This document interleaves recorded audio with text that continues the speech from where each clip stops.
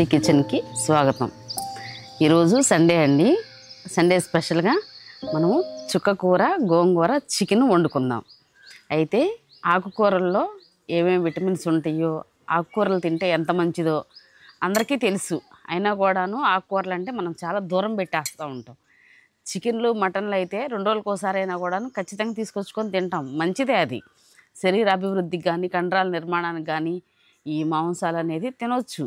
కానీ ఆకుకూర కూడా తింటే చాలా మంచిదండి. ఎందుకంటే కొన్ని క్యాన్సర్లు కానీ గుండె జబ్బులు కానీ ఇట్లాంటివన్నీ ఇంకా చాలా చాలా అంటే మనకు వచ్చే రోగాలకి సొల్యూషన్ అనేది ఆకుకూరల్లో ఉంటుంది. కానీ మనం ప్రతి ఆకుకూరను తీసేసి పక్కన పడేస్తాం. అసలు వండుకున్నా కూడాను చాలా తక్కువగా తింటాం. నాకు నేనే చాలా తక్కువగా తింటూ ఉంటాను. అయినా సరే ఈ మధ్య చాలా ఎక్కువగానే తింటున్నాము. అంటే 3 రోజులకు ఒకసారి అట్లా చేసుకొని తింటున్నాం. కనుక అందరూ తప్పకుండా ఆకుకూరలు మాత్రం, కొంతమంది అయితే ఎక్కువ ఆకుకూరలే తింటారండి. చాలా ఆకుకూరలు తింటారు, వాళ్ళు చాలా నునుపుగా ఉంటారు, చాలా ఆరోగ్యంగా ఉంటారు, బ్లడ్ కూడాను చాలా బాగుంటుంది వాళ్ళ దగ్గర. కానీ ఆకుకూరలు తక్కువగా తినేవాళ్ళు ఎట్లయినా కూడాను కొంచెం ఇదిగానే ఉంటారు. కనుక ఆకుకూరలు చాలా మంచిదండి. వాటర్ కంటెంట్ కూడాను ఈ చుక్కకూరలో చాలా ఎక్కువగా ఉంటుంది. కనుక మనం ఎన్నో రకాల ఆకుకూరలు ఉండేవి, అవన్నీ కూడాను చక్కగా చేసుకొని తింటే ఆరోగ్యానికి చాలా మంచిదండి. అయితే ఈరోజు మనము ఈ చుక్కకూర గోంగూర చికెన్ కర్రీ ఎట్లా చేసుకోవాలో చూద్దాం. చికెను ఒక 1/2 కేజీ తీసుకున్నానండి నేను. అయితే చుక్కకూర 2 కట్టలు తీసుకున్నాను, గోంగూర 1 కట్ట తీసుకున్నాను, కొత్తిమీర కొంచెం వేసుకుందాము. అయితే ఇదిగోండి, అల్లము, చిన్నులపాయలు, ధనియాలు నేను ఇలా పేస్ట్ చేసుకున్నాను. 5 పచ్చిమిరపకాయలు, 3 పెద్దుల్లిపాయలు తీసుకుంటున్నానండి. ఎందుకంటే పెద్దుల్లిపాయ పెద్దదైతే ఒకటే సరిపోయిద్ది, ఇవి చిన్నవి కాబట్టి చాలా చిన్నవి, అందుకని 3 తీసుకున్నాను. తర్వాత కొంచెం మెంతిపొడి వేస్తానండి, కొంచెం గరం మసాలా కూడా వేస్తాను. అయితే ఇందులోకి చింతపండు పులుసు కూడా పోసుకోవచ్చండి. చింతపండు పులుసు చికెన్ కర్రీలో వేసుకొని పులుసులాగా చేసుకొని తింటే చాలా టేస్ట్గా ఉంటుంది. ఇవేం వేయకుండా కూడాను, వీటిలో కూడాను కొంచెం పులుపు కావాలనుకుంటే వేసుకోవచ్చు.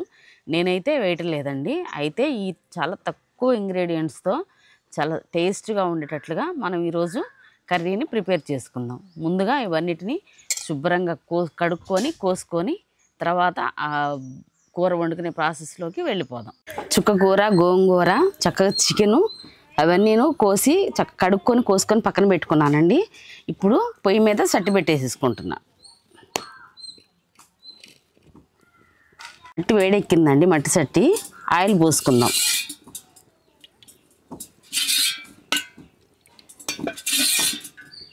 నాలుగు టీ స్పూన్లు ఆయిల్ పోసానండి. కొంచెం వేడెక్కిన తర్వాత ఉల్లిపాయలు పచ్చిమిరపకాయలు వేసి వేయించుకుందాం. ఆయిల్ వేడెక్కిందండి, పెద్ద ఉల్లిపాయలు పచ్చిమిరపకాయలు వేసేసుకుంటున్నానండి. పచ్చిమిరపకాయలు ఒక 4-5 తీసుకున్నాను. అవి చక్కగా ఈ విధంగా వేసుకొని కొంచెం వీటిని వేగనిద్దాము. పెద్ద ఉల్లిపాయలు పచ్చిమిరపకాయలు ఇవి మాత్రం ఎగితే సరిపోతాయండి. ఇప్పుడు అల్లం చిన్నులపాయ నిండా 2 స్పూన్లు వేసుకుంటున్నానండి. ఈ అల్లం చిన్నులపాయ ధనియాలు ఏదైతే ఉన్నాయో అది కూడాను పచ్చివాసన పోయే వరకు వేయించుకుందాం.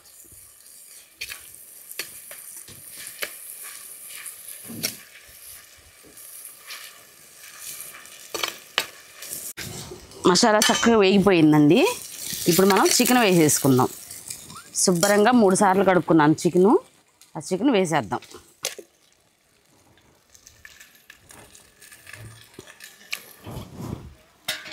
కొంచెం ఉప్పు కూడా వేసుకుందామండి.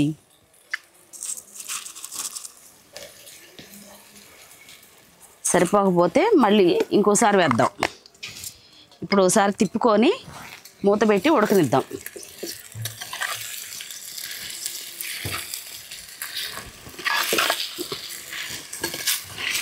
ఇప్పుడు ఒకసారి మూత తీసి చూసుకుందామండి.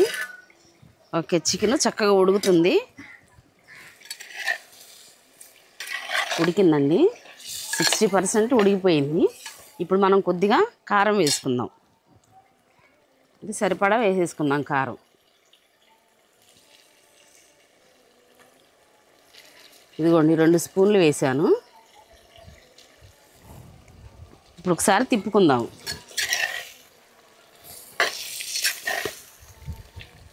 మనం ఎక్కువ పచ్చిమిరపకాయలే వేసాం కనుక కారం ఈ మాత్రం సరిపోయిద్ది, ఇంకా కారం ఏమి పట్టదు. కారం వేసుకున్నాం కదండి, ఒక్క 2 నిమిషాలు అవుతుంది, మూత తీసి చూసుకుందాం. ఓకేనండి, చక్కగా కారం ముక్కగా పట్టింది. ఇప్పుడు మనం కొంచెం వాటర్ పోసుకుందామండి, ఒక టీ గ్లాస్ అన్ని పోసుకుందాం.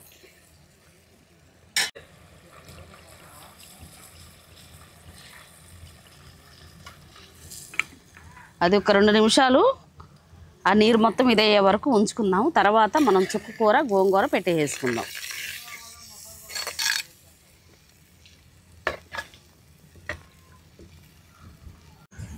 మొన్న మనము అంటే పాత వీడియోలో చూసాం, అంటే మొన్నే చేసిన వీడియోలో చూసాం కదండి.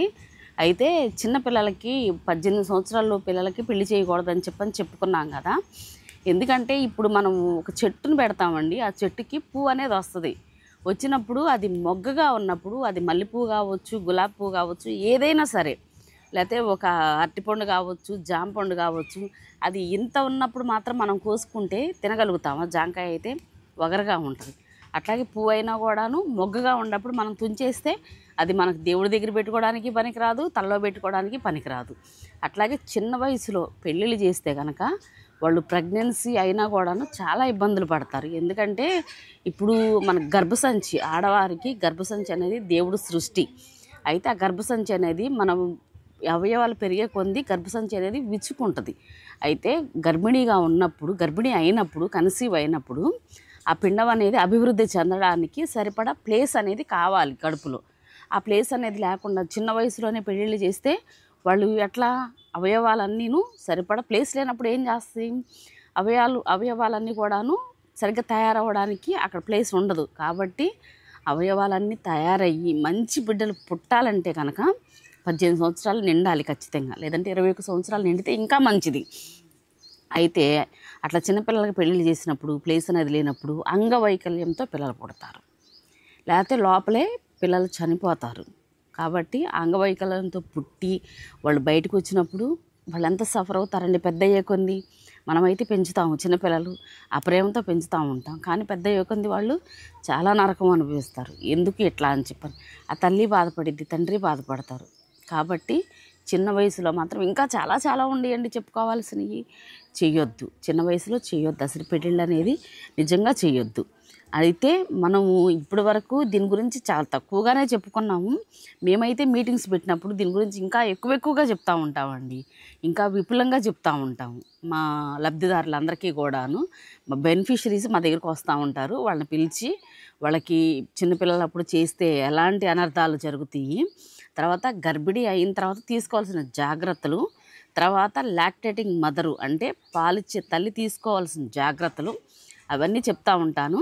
అయితే మీరు కనుక మన వీడియోని ఫాలో అవుతే కనుక ఖచ్చితంగా నేనేం చెప్తున్నాను అనేది మీకు తెలుస్తుంది. ఇది అందరికీ చాలా ఉపయోగకరమైన వీడియోనే అని అనుకుంటాను నేను. అంటే ప్రతిదీ కూడా నేను చెప్తూ ఉంటాను, మీరు కొంచెం అర్థం చేసుకొని చూడండి. చూసి దానికి తగ్గట్టు నాకు ఉండే చిన్న జ్ఞానంతోనే నేను చెప్తాను. అంటే నాకు అన్నీ తెలుసు అనేది ఏం కాదు, కొంచెం మాత్రమే 4 మాటలు మాత్రమే చెప్తూ ఉంటాను. మీకందరికీ ఇష్టమయ్యి సరిగ్గా చూసి చక్కగా దాన్ని కొంచెం అర్థం చేసుకోండి. అయితే ఒకసారి మనం మూత తీసి చూసుకుందామండి.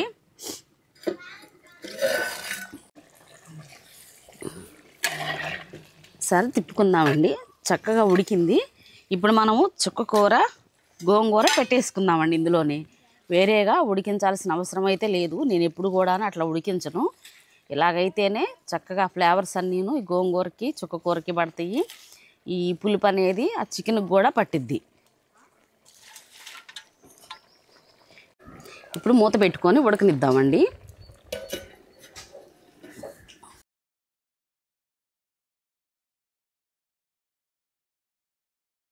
ఒకసారి మూత తీసి చూసుకుందామండి. ఓకే, చక్కగా ఉడుకుతుందండి. చుక్కకూర వేసేసరికి వాటర్ కూడాను పైకి వచ్చేసినాయండి బయటికి. ఇంకొంచెం సేపు ఉడకనిద్దాము. అయితే ఒకసారి మనము ఉప్పు చూసుకుందాం.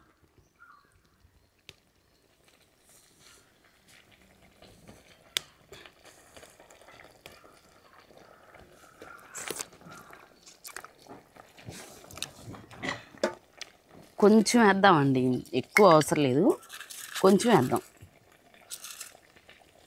ఇదిగోండి, కొంచెం అయితే సరిపోయిద్ది.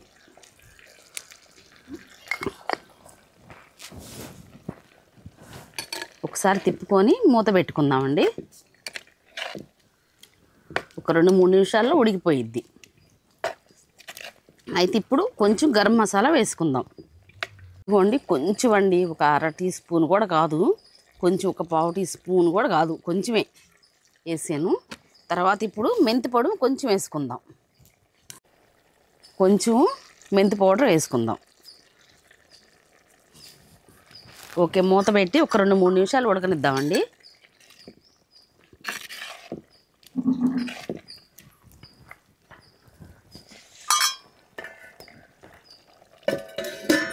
ఓకేనండి, ఒకసారి మూత తీసి చూసుకుందామండి.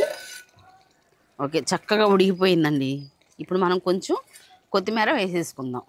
నేను చివరిన ఇట్లా ఒక పచ్చిమిరపకాయ ఉంచాను, అది కూడా వేసేసేద్దాం.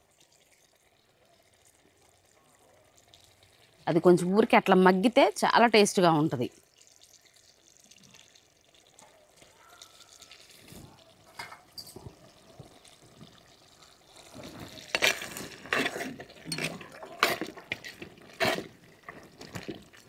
ఇప్పుడు మూత పెట్టేసి దించేద్దామండి. ఇంకా అయిపోయింది, చక్కగా ఉడికిపోయింది. ఓకే, అయిపోయిందండి. ఇప్పుడు మనం టేస్ట్ చేద్దాం. వేడి అన్నము, వేడి వేడి చికెను, చుక్కకూర, గోంగూర కర్రీ, కమ్మన వాసన వస్తుందండి. పొగలు వచ్చేస్తున్నాయి.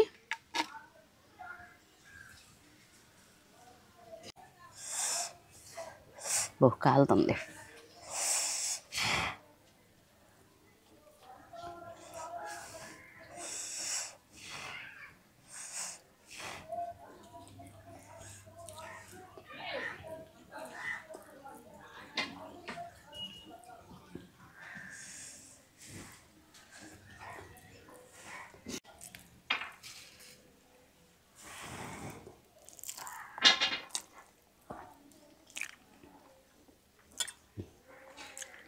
అద్భుతంగా, అమృతంగా ఉందండి. నిజంగా చాలా టేస్ట్గా ఉంది. అసలు పులుపు సరిపోయింది. చక్కగా మనం వేసిన మసాలాలు చాలా తక్కువగా వేసాం కాబట్టి ఫ్లేవర్ కూడా బాగా తెలుస్తుంది.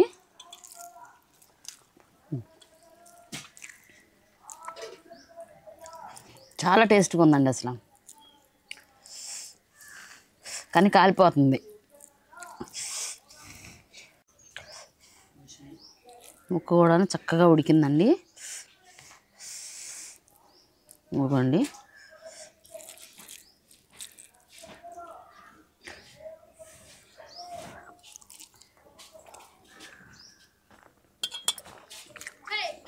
చించేసిందండి.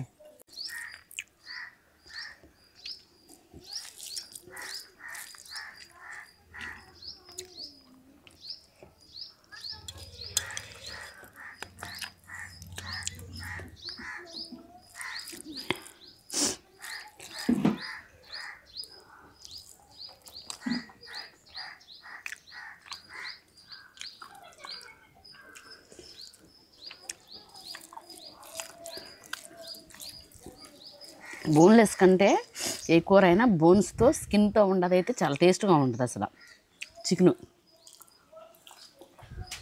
చాలా బాగుందండి. అసలు చాలా సూపర్గా ఉంది. అయితే రోజు కూడాను ఆకుకూరలు తినేవాళ్ళు చాలామంది ఉన్నారు. ఇగురు వేసుకోవడము, లేకపోతే ఫ్రై చేసుకోవడము, లేకపోతే పులుసు పెట్టుకోవడము, పప్పు గోంగూర వండుకోవడం, పప్పు తోటకూర వండుకోవడం, ఒకటి అట్లా ఎన్ని రకాలుగా, ఎన్ని ఆకుకూరలు అయితే ఉన్నాయో అన్ని రకాలు చేసుకొని తింటున్నారు. చాలా మంచిది, మీరు కూడా చేసుకొని తినండి. అయితే మన వీడియోని ఇంతవరకు చూసినందుకు చాలా థ్యాంక్స్ అండి. మన వీడియో కనుక నచ్చితే లైక్ చేయండి, షేర్ చేయండి, సబ్స్క్రైబ్ చేయండి. మీరు సబ్స్క్రైబ్ చేసుకుంటే, లైక్ చేస్తే కనుక మరిన్ని వీడియోలు మీకు చేరతాయి, వేరే వాళ్ళకు కూడా చేరతాయండి. సబ్స్క్రైబ్ చేసుకోండి. మరికొన్ని మంచి మంచి రెసిపీలతో, పాత రెసిపీలతో, ఇప్పుడు చేసే రెసిపీలతో, అన్ని రెసిపీలతో మీ ముందుకు వస్తానండి.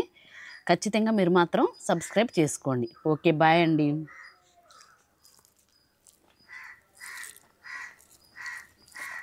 వదిలిపోయింది కూర అయితే.